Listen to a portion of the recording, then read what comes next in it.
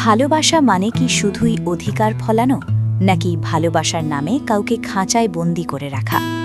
অর্জুন রেড্ডি বা কবির সিংয়ের মতো সিনেমায় আমরা দেখেছি টক্সিক রিলেশনশিপকে গ্ল্যামারাইজ করতে, কিন্তু এই নতুন সিনেমাটি দ্য গার্লফ্রেন্ড আপনাকে উল্টো পিঠটা দেখাবে।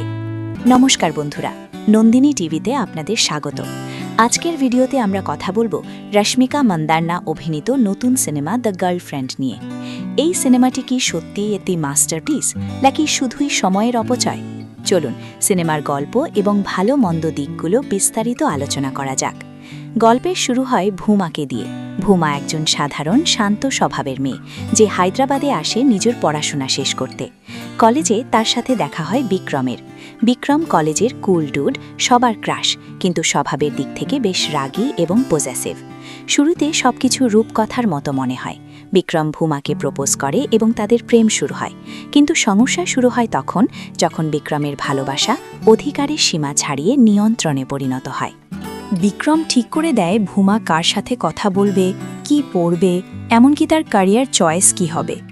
ভূমা ছোটবেলা থেকেই তার বাবার কড়া শাসনে বড় হয়েছে, তাই সেই মনে করে ভালোবাসায় একটু শাসন থাকা স্বাভাবিক। কিন্তু বিক্রমের এই পাগলামি একসময় চরমে পৌঁছায়। সে ভূমাকে মানসিকভাবে দমিয়ে রাখতে শুরু করে। গল্পে টুইস্ট আসে তখন যখন ভূমা বুঝতে পারে যে সে ভালোবাসার নামে একটি বিষাক্ত জালের মধ্যে আটকা পড়েছে। সে সম্পর্ক থেকে বেরিয়ে আসতে চায়, কিন্তু বিক্রম তাকে ছাড়তে নারাজ। সিনেমার ক্লাইম্যাক্সটি অত্যন্ত শক্তিশালী, যেখানে ভূমা তার ভয়কে জয় করে এবং সমাজের তথাকথিত আলফা মেল ইগোর বিরুদ্ধে রুখে দাঁড়ায়। সে কি শেষ পর্যন্ত মুক্তি পায়, সেটা জানতে হলে আপনাকে সিনেমাটি দেখতে হবে। তবে এটুকু বলতে পারি, এর শেষটা আপনাকে ভাবাবে। এবার আসি রিভিউ বা পর্যালোচনায়। ১. অভিনয়। রশ্মিকা মন্দানা এই সিনেমায় এক কথায় অনবদ্য। অ্যানিমাল মুভিতে তার চরিত্রটি নিয়ে অনেক সমালোচনা হয়েছিল, কিন্তু এখানে তিনি দেখিয়ে দিয়েছেন একজন অভিনেত্রী হিসেবে তিনি কতটা পরিণত। ভূমার অসহায়তা থেকে সাহসিকতার জার্নিটা তিনি দারুণভাবে ফুটিয়ে তুলেছেন।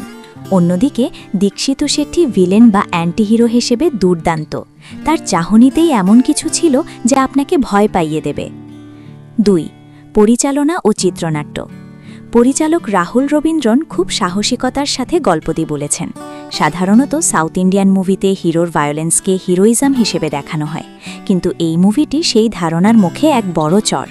এখানে দেখানো হয়েছে যে অতিরিক্ত পজিটিভনেস ভালোবাসা নয়, বরং এক ধরনের মানসিক রোগ। ৩. ভালো ও খারাপ দিক। পজিটিভ। সিনেমার মেসেজ খুব ক্লিয়ার। ব্যাকগ্রাউন্ড মিউজিক এবং সিনেমাটোগ্রাফি ইমোশনগুলোকে খুব ভালোভাবে কমপ্লিমেন্ট করেছে। নেগেটিভ। ফার্স্ট হাফ কিছুটা স্লো মনে হতে পারে। কিছু কিছু রোম্যান্টিক দৃশ্য একটু রিপিটেটিভ বা একঘেয়ে লাগতে পারে। কিন্তু অর্জুন রেড্ডি দেখেছেন তাদের কাছে এই সিনেমাটি একটি অ্যান্টিডোজ হিসেবে কাজ করবে। এটি দেখায় যে ওই ধরনের রিলেশনশিপ বাস্তবে কতটা ভয়ঙ্কর হতে পারে। সবশেষে আমার রায়, আপনি যদি থ্রিলার এবং ড্রামা পছন্দ করেন এবং একটি অর্থবহ গল্প দেখতে চান, তবে দ্য গার্লফ্রেন্ড আপনার জন্য মাস্ট ওয়াচ। এটি শুধুই একটি প্রেমের গল্প নয়, এটি আত্মসম্মান ফিরে পাওয়ার গল্প। আমি এই সিনেমাটিকে দেব 3.5/5 স্টার। বন্ধুরা, আপনারা কি সিনেমাটি দেখেছেন? রশ্মিকার অভিনয় আপনাদের কেমন লেগেছে কমেন্ট করে অবশ্যই জানান। ভিডিওটি ভালো লাগলে লাইক করুন এবং বন্ধুদের সাথে শেয়ার করুন।